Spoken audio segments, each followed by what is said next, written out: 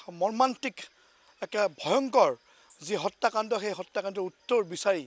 সকলোৱে হাবাথুৰি খাইছিলে কিন্তু অৱশেষত এই উত্তৰ সকলোৱে বিচাৰি পালে মুণ্ডহীন এই মৃতদেহৰ আচল পৰিচয় হৈছে জাহাংগীৰ হুছেইন আৰু জাহাংগীৰ হুছেইনৰ পৰিয়ালবৰ্গই আৰম্ভণিৰ পৰাই সন্দেহ প্ৰকাশ কৰিছিলে এই মৃতদেহত তেখেতৰ যি ভাইটি জাহিদুৰ হুছেইনে বেল প্ৰত্যক্ষ কৰিছিলে আৰু ডিএনএৰ যি প্ৰতিবেদন সেই প্ৰতিবেদন অহাৰ পাছতে স্পষ্ট হৈ পৰিছে যে এই মৃতদেহ আচলতে জাহাংগীৰ হুছেইনৰ ঘৰত এই মুহূৰ্তত মই উপস্থিত আছোঁ পোনে তেখেতসকলৰ আত্মীয়ৰ কাষলৈ যাম কি ক'ব এতিয়া যদিকে স্পষ্ট হৈ পৰিল এই মৃতদেহ জাহাংগীৰ হুছেইনৰ হয় এতিয়া জাহাংগীৰ হুছেইনৰ যি মৃতদেহ এইটো আমাক লাষ্টটো আমাক লাগে আৰু কি এইটো জাহাংগীৰ হুছেইনৰ তাৰপিছত আমাৰ ধৰক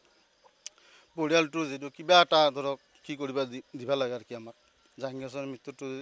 ফাইনেল আৰু কি আমাক সেইটো লাগে আৰু কি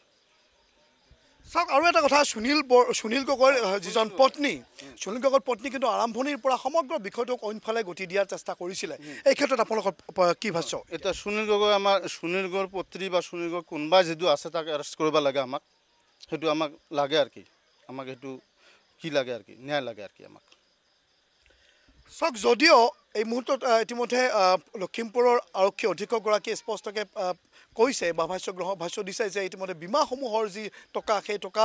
সংগ্ৰহ কৰাৰ কাৰণে এই ধৰণৰ নাটক আচলতে ৰচনা কৰিলে কিন্তু এই নাটকৰ সৈতে সুনীল গগৈৰ অতিৰিক্ত আৰু কোনোবা ব্যক্তি জড়িত হৈ আছে নেকি তাকো কিন্তু এতিয়া ডাঙৰ এটা প্ৰশ্নৰ ৰূপে থিয় দিছে কি ক'ব আপোনালোকে সেইটো আমাক যদি উপায় আছে সেইটো তাক এৰেষ্ট কৰিব লাগে আমাক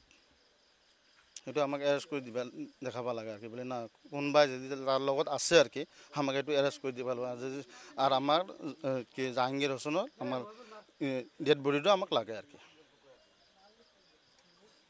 চাওক জাহাংগীৰ হুছেইনৰ পৰিয়ালবৰ্গৰ কিছু দাবী আছে কাৰণ মৃতদেহ তেওঁলোকক গতাই দিব লাগে তাৰ লগতে এই ঘটনাৰ সৈতে যিসকল ব্যক্তি জড়িত হৈ আছে তেওঁলোকক অনতি পলমে গ্ৰেপ্তাৰ কৰিব লাগে তাৰ লগতে সুনীল গগৈৰ পত্নীক গ্ৰেপ্তাৰৰ দাবী তুলিছে তেওঁলোকে মই তেখেতৰ পত্নীৰ যদি এই মুহূৰ্তত যদি ভাষ্য গ্ৰহণ কৰিব পাৰোঁ কাৰণ পত্নীয়ে ইতিমধ্যে গম পাইছে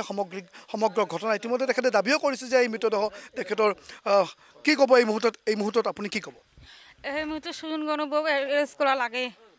শাস্তি দেওয়া লাগে উইর বউক আমাক লাশটা লাগে উইর বউক শাস্তি দেওয়া লাগে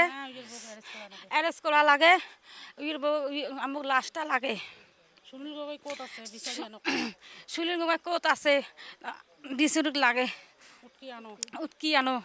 সুনীল গগৈ সব বিশ্ব এটা প্ৰশ্ন ইতিমধ্যে উত্তৰ পোৱা গৈছে কিন্তু বহু প্ৰশ্ন এতিয়াও বাকী কাৰণ সুনীল গগৈ এই মুহূৰ্তত ক'ত আত্মগোপন কৰি আছে সুনীল গগৈক বচোৱাৰ চেষ্টা কিহৰ কাৰণে তেখেতৰ পত্নীয়ে বাৰম্বাৰে চেষ্টা কৰিলে আৰু এই সমগ্ৰ ঘটনাৱলীক